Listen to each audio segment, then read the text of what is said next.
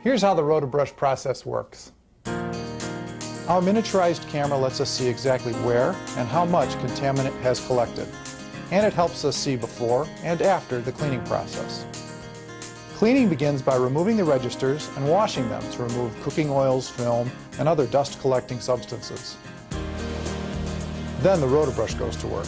The spinning brush makes contact with the surfaces of the air ducts and accommodates all sizes and shapes of ductwork. As the brush spins, a powerful vacuum collects debris and contaminants and scrubs them from the air using HEPA filters, which remove the tiniest airborne particles. The brush is a powerful cleaner, but it's gentle and won't harm your ducts. The RotoBrush will be guided deep into the ducts, around corners, covering all surfaces. And there's little disruption in your home, since the unit is small and can be moved easily to reach all needed vents.